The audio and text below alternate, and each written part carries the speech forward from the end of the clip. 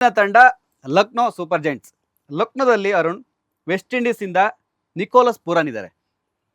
ಇನ್ನ ಅದೇ West Indies ಇಂದ ಶಮರ್ ಜೋಸೆಫ್ ಅವರಿದ್ದಾರೆ. ಸೊ ಇಬ್ರು ಈಗ ಅಲಭ್ಯರ ಆಗೋ ಚಾನ್ಸ್ ಇದೆ, ನಿಕೋಲಸ್ ಪೂರನ್ನು ಶಮರ್ ಜೋಸೆಫ್.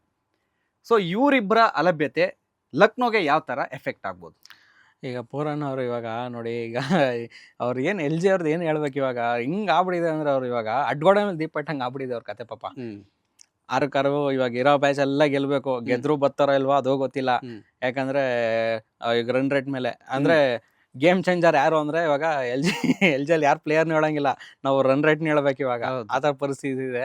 ಆದ್ರೂ ಆ ರನ್ ರೇಟ್ಗೆ ನಿಕೋಲಸ್ ಪೂರನ್ ಅವರು ಒಂದೊಳ್ಳೆ ಸಪೋರ್ಟ್. ಯಾಕೆ ಗೊತ್ತಾ, ಎಲ್ ಜಿ ಸ್ಟಾರ್ಟಿಂಗ್ ಇವಾಗ ಪಂತ್ ಫ್ಲಾಪ್ ಆದ್ರು, ಹೌದು, ಆಸ್ ಎ ಕ್ಯಾಪ್ಟನ್ ಆಗೋ ಫ್ಲಾಪ್ ಆದ್ರು, ಬ್ಯಾಟರ್ ಆಗೋ ಫ್ಲಾಪ್ ಆದ್ರು, ಖಂಡಿತ. ಅದರಲ್ಲೂ ಒಂದಷ್ಟು ಜನ ಪ್ಲೇಯರ್ಸ್ಗಳು ಫ್ಲಾಪ್ ಆದ್ರು. ಬಟ್ ನಿಕೋಲಸ್ ಪೂರನ್ ಅವರು ಇವಾಗ ಅದಕ್ಕೆ ಒಳ್ಳೆ ಬ್ಯಾಕ್ ಬೋನ್ ಆಗಿ ನಿಂತಿದ್ರು. ಇವ್ರು ಹೋಗೋದ್ರಿಂದ ಇವಾಗ ಖಂಡಿತ ಅವ್ರಿಗೆ ಹೊಡೆತ ಬೀಳುತ್ತೆ. ಅಲ್ಲ, ಅರುಣ್ 100% ಹೊಡೆತ ಬೀಳುತ್ತೆ. ಹೌದು, ಕರೆಕ್ಟ್. ನೀವು ಹೇಳಿದ್ರಲ್ಲ ಅದು ಕರೆಕ್ಟ್. ಏನಕ್ಕೆ ಅಂದ್ರೆ ಈ ಕಡೆ ಪಂತು ಫ್ಲಾಪ್ ಆಯ್ತು, ಲೆಫ್ಟ್ ಹ್ಯಾಂಡ್ ಬ್ಯಾಟ್ ಅಲ್ಲಿ ನಿಕೋಲಸ್ ಪೂರನ್ನು ಯಾವ ತರ ಮ್ಯಾಚ್ ಎಷ್ಟೋ ಮ್ಯಾಚ್ಗಳನ್ನ ವಿನ್ ಮಾಡ್ತಿದ್ದಾರೆ.